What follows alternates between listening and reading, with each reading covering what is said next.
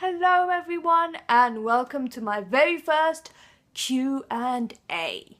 So I thought I would do a Q&A simply because number one, I really have wanted to do it for a long time, and number two, I don't feel like my other videos can portray a sense of personal touch, as in the poems I do are mainly science-based and they're to do with the conceptual viability of the idea into the poem.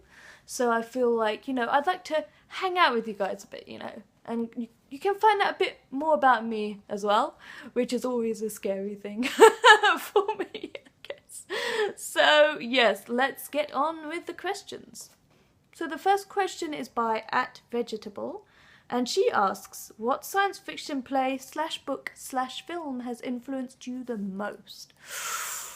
This is a hard one since I was brought up on science fiction. So my parents and my brother are big science fiction film fans and TV fans, and we grew up watching Star Trek, Star Wars, Sliders, Quantum Leap, that kind of thing. And yeah, in fact, my dad has footage of the time when I went to Orlando, I think? Yeah, Universal Studios, for the Star Trek experience when I was about 6 or 7 years old, and I had to act out as an ensign, and I kind of have to press the buttons, and when they direct you to press the buttons, you have to just go like that. So you're kind of scanning over all the buttons, not knowing which one to press. And my line was actually, what does this button do? Very good. You can, well, if I can find the footage, I'll try and put it up, so that would be great. So to go back to your question, for now I'm going to stick with one of the books that has influenced me very much throughout my life, and that is Solaris by Stanislaw Lem. And he's one of my favourite writers, and Solaris is the first book I read by him. And to cut a long story short, it's about a crew that have found a sentient planet, and it has an oceanic surface that actually communicates with them, and you know what I mean? So the humans aren't at the centre of the book necessarily. The ocean, or the oceanic surface, is much a character as they are. And they are greeted with these images that, have come from their past, and they're haunted by them. And these images are actually the planet's way of communicating with them. And if you've seen throughout my plays and poems, there's this message that humans aren't at the centre of everything, and that planets can be as much a character as a human itself. And this kind of anti-anthropocentrism, that's a bit of a mouthful, was greatly influenced by this book actually. So yeah, I will stick with that one for the time being. So question number 2 comes from @JBCube3, and he asks, what would be your dream venue to perform at? Okay, well, first of all, I would say the moon, but I am a bit biased. But if you're talking about on Earth, Las Vegas would be my ideal venue.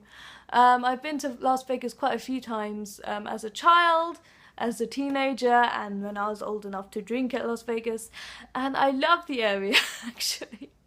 I mean, can you imagine performing there and seeing the strip at night? Oh, it would be wonderful. So yes, I will be dreaming about that now as I go into my next question. Okay, well, he has also asked 2 more questions, so thank you very much @JBCube3. He also asks, what would be my favourite robot animal? Okay, I love robots and I love animals, and I would love to have a robot cat. I think it would be amazing. I did actually, if you remember, I wouldn't say the olden days, I'm not that old, but if anyone remembers the Texter puppy, I used to have the first one of the first models of them. So they would have the little sensors in the eyes when they sense someone approaching, and you can give it a little plastic bone and it gets all excited, and I love that thing. So yes, I'd love to have a cat version of that as well. And he has also asked me who is my favourite Star Trek captain. How can I illustrate this?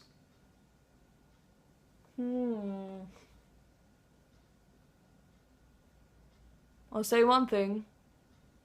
Do you see that light source coming from over there? There are 4 lights. I hope that answers your question.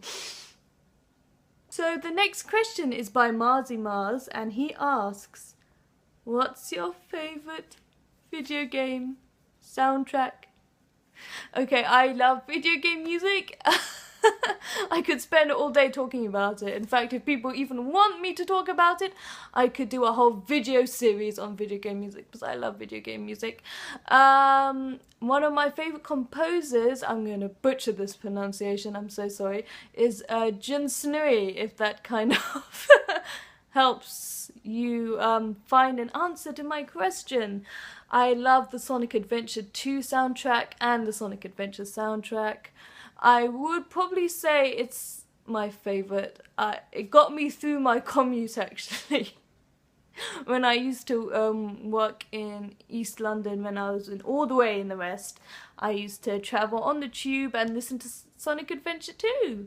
So, you know, listen to City Escape, listen to some of the Tales, and the Eggman tracks are really good, actually. And I love the Knuckles tracks. I know them by heart. Oh, man. It's got a good range of everything. It's got hip-hop, it's got jazz, it's got pop, it's got rock, it's got EDM. It's so good. Yes. So, I'd say a close runner-up would be the Pokemon X and Y soundtrack. Not purely because, but one of the reasons is that it got me through the first write-up of my PhD thesis. So I was at the British Library, would you believe, you know, typing up on my laptop, and in my ears I had the full Pokemon OST, Pokemon X and Y OST, while people are walking around carrying books. I was like blasting out battle music. Oh man. I love Lumio City, I love the battle themes, and I love the Pokeball Factory theme. Okay, I'm going to go on about it a bit too much now, so let's go on to the next question. And thank you so much for asking a video game question. I don't know if people know that about me, but I'm a big video game geek. I'm pretty much a geek in general, so yeah. If you want to ask me any more questions about video games, I'd be happy to answer them. Okay, and the last question is by Jason Arunachelam, and he's asked me 2 questions actually. He has asked me for, wow, it's quite a hard question. He's asked me for the meaning of life, and why would you have a walkway and no rails either side, in brackets, the Force Awakens. So, I'll start with the first question. I could say 42, but I think the meaning of life is self-generated. So, you know, we're conscious creatures, we're self-conscious creatures, and it can be argued that there is no self, so the fact that we are brought together by this kind of narrative of being held in a certain, you know, portion of space-time, we can generate our own meaning. Does that make sense? And for the second question, if there's a walkway with rails, it's not very dramatic, you know. You're thinking too much about health and safety, and, you know, they know that it's going to be filmed, you know. Like, ooh, you know, oh, who's going to push the guy over next, you know, or the stormtroopers are watching, you know, Snapchatting it. So, you know, it's more dramatic that way. You know, a huge walk, or like a walkway, you know, who knows what will happen next. You'll never guess what happened next. It will blow your mind. So, thank you very much for those questions. And that's a wrap. So thank you so much for asking your questions. I had great fun answering them. You can see my very interesting lightsaber here. Oh. So, oh god. I'll sort that. I'll sort that out later. Yes, so if you like this video, please be sure to give it a thumbs up.